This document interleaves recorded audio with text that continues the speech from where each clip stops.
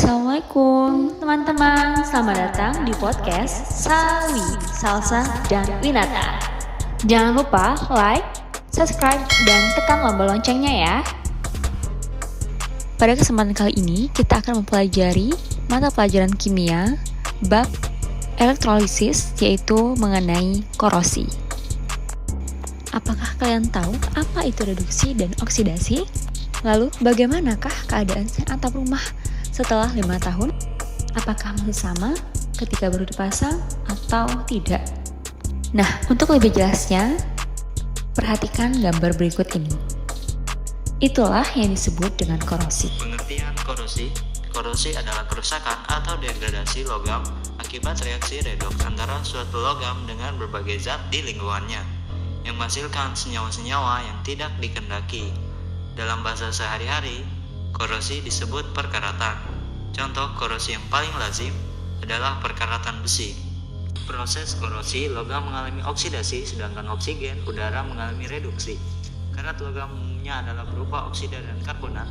Rumus kimia karat besi adalah Fe2O 3NH2O, suatu zat padat yang berwarna coklat merah.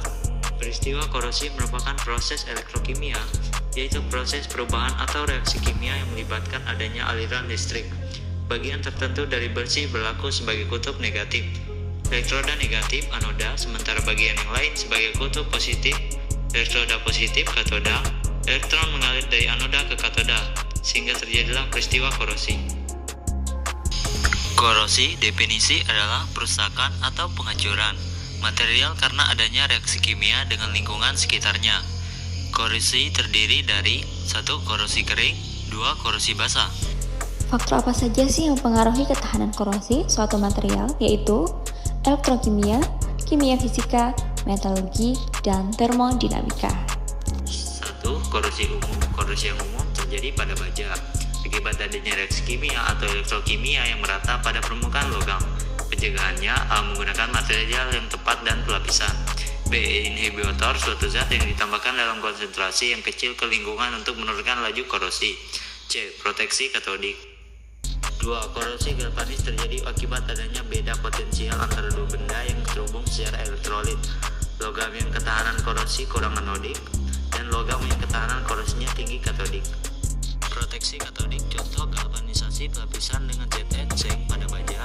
Baja dilapisi Zn bukan karena Zn memiliki ketahanan korosi yang lebih tinggi, tetapi karena Zn diompatkan agar terkorosi terlebih dahulu. Ilustrasi sel konsentrasi oksigen. 3.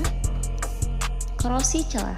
Korosi lokal yang sering terjadi pada celah atau daerah yang dilindungi. Penyebabnya adanya larutan yang terjebak pada lubang dari permukaan gasket, lap joint, atau kotoran yang terjebak di bawah baut atau pada kepala rivet.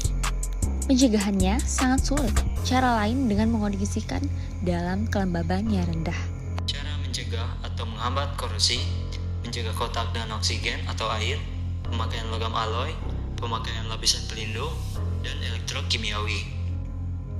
Kesimpulan elektrolisis: pada sel elektrolisis, aliran listrik menyebabkan reduksi pada muatan negatif di katoda dan oksidasi pada muatan positif di anoda. Aplikasi elektrolisis: elektroplating, produksi aluminium dan magnesium, pemurnian tembaga, dan elektrolisis dari pelelehan NaCl. Korosi logam adalah salah satu masalah yang paling penting yang dihadapi oleh kelompok industri maju.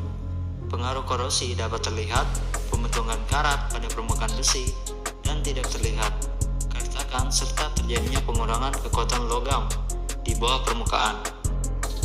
Nah, sampai di sini paham kan teman-teman? Sekian dari kami, terima kasih.